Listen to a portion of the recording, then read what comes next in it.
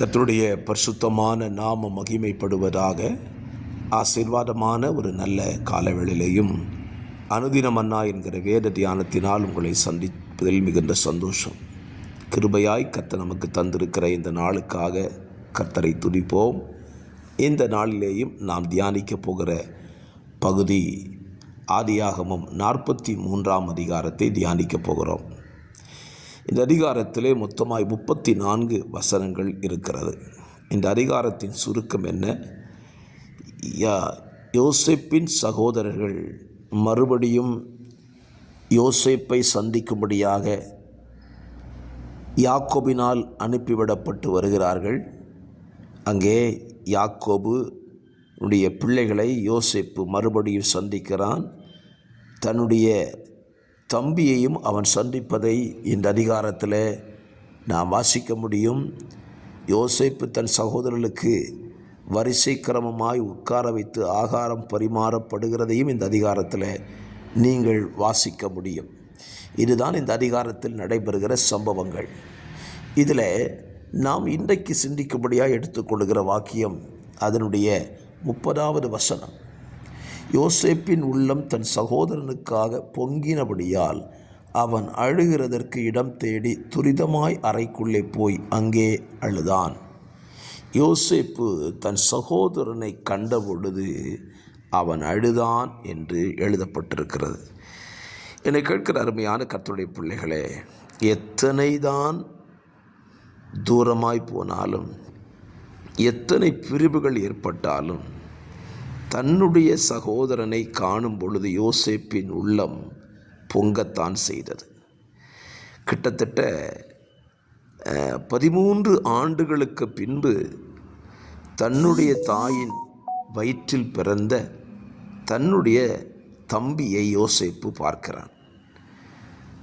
சற்று யோசித்து பாருங்கள். இன்றைக்கு உள்ள காலங்கள் உடன் பிறந்தவர்களை நேசிக்க முடியாத, உடன் பிறந்தவர்களோடு கூட ஐக்கியம் வைக்க முடியாத நிலைகளிலே சகோதர பாசங்கள் சென்று கொண்டிருக்கின்றன. அவரவர்களுடைய வாழ்வை அவரவர்கள் பார்த்து கொள்ள வேண்டும் என்கிற மனப்பான்மையோடு தான் இன்றைக்கு வாழ்ந்து கொண்டிருக்கிறார்கள்.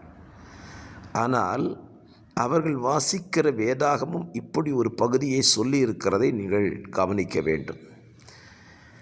தன் சகோதரனுக்காக பொங்கின யோசேப்பின் உள்ளம். உண்மையிலேயே இது யார்கிட்ட இருந்துச்சு அப்படின்னா ஆபிரகாம்கிட்ட இருந்துச்சு. ஆபிரகாம் லோத்து சிறையாக கொண்டு போகப்பட்டான் என்று கேள்விப்பட்ட உடனே இரவோடு இரவாக ஆபிரகாம் தன்னோடு இருந்தவர்களை கூட்டி கொண்டு போய் லோத்துவை விடுவித்து கொண்டு வந்து விட்டான். பாருங்கள், இதுதான் சகோதர பாசம் என்பது. என்னை கேட்கிற கர்த்தருடைய பிள்ளைகளை, யோசேப்புக்கு அந்த பாசம் இருக்கத்தானே செய்தது. அவன் இதை செய்தான். நீங்கள் வேத புத்தகத்தில் தாவீதை குறித்து படித்து பாருங்கள். தாவீதின் சகோதரருக்கு தாவீதின் மேல் பாசம் இல்லை. ஆனால் தாவீதுக்கோ தன்னை தேவன் அபிஷேகம் பண்ணிவிட்டார் என்று தெரிந்தவுடனே தன் சகோதரரையும் தாயையும் தகப்பனை கொண்டு போய் பத்திரமான ஒரு இடத்தில் அவன் கொண்டு வைக்கிறான். இந்த காலவெளியிலேயும் என் வார்த்தையை கேட்டுக்கொண்டிருக்கிற உங்கள் வாழ்க்கையில் சகோதர சிநேகத்திலே பெருகும்படி உங்களை உற்சாகப்படுத்துகிறேன். இந்த சகோதர சிநேகம் என்பது உடல் பிறந்தவர்களோடு சகோதர சிநேகம், உடன் ஆராதிக்கிறவர்களோடு சகோதர சிநேகம், ஏன் எதையும் தாண்டி சொல்லுவேன், நம்முடைய மூத்த சகோதரனாயிருக்கிற இயேசுவின் மேலும் சிநேகம் நமக்கு வேண்டும். இயேசு நம்மை மீது அதிக அன்பாக இருக்கிறார். நமக்கு ஒரு பிரச்சனைனா அவர் அமர்ந்திருக்கவே மாட்டார். உடனே அவர் காரியங்களை செய்ய ஆரம்பித்து விடுவார்.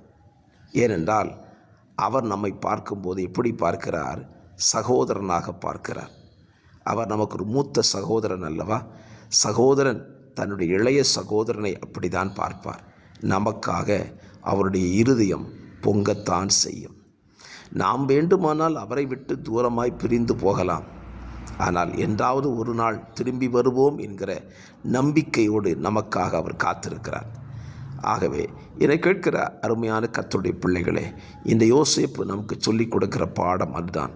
சகோதர சிநேகத்தில் உங்கள் இருதயங்கள் நிரப்பப்படட்டும் என்று சொல்லி உங்களை இந்த காலவெளியில் வாழ்த்தி ஜெபிக்கிறேன். இந்த வசனத்தை படிக்கிற கேட்கிற உங்களுக்குள்ளே ஒருவேளை உங்கள் சகோதரர்கள் மேலே நீங்கள் அப்படிப்பட்ட பாசம் இல்லாது விலகி சென்றிருப்பீர்களானால் அந்த பாசத்திற்கு திரும்பி வாருங்கள். கூட ஆராதிக்கிற விசுவாசிகளோடு கூட நல்ல உறவை வைத்து கொள்ளுங்கள். உங்களுடைய ஊழியரோடு நல்ல உறவை வைத்து கொள்ளுங்கள். ஏன், உங்கள் தேவனாகிய கர்த்தரோடு, நம்முடைய தேவனாகிய கர்த்தரோடு நல்ல உறவை வளர்த்து கொள்வோம். அது நமக்கு ஆசீர்வாதமாக இருக்கும். ஜெபிக்கலாமா? பரிசுத்தமுள்ள நல்ல பிதாவே, இந்த நல்ல காலவெளியிலையும் வாசித்த தியானித்த வசனத்தின்படி யோசேப்பு தன் தம்பிக்காக அவனுடைய உள்ளம் பொங்கினது போல இன்றைக்கு ஆண்டவரே சகோதரர்களுக்காய் உள்ளம் பொங்குகிற தேவ ஜனங்கள் எழும்பட்டும். ஆண்டவரே சபையில் எழும்பட்டும், குடும்பங்களில் எழும்பட்டும். ஆண்டவரே தேவனிடத்தில் அந்த அன்பு எழும்பும்படியாக நாங்கள் ஜெபிக்கிறோம். கர்த்தர் அப்படி செய்ய போகிறதுக்காக நன்றி. இயேசு இரட்சகர் நாமத்தில் தாழ்மையோடு ஜெபிக்கிறேன். ஜெபம் கேளும் நல்ல பிதாவே. ஆமென்.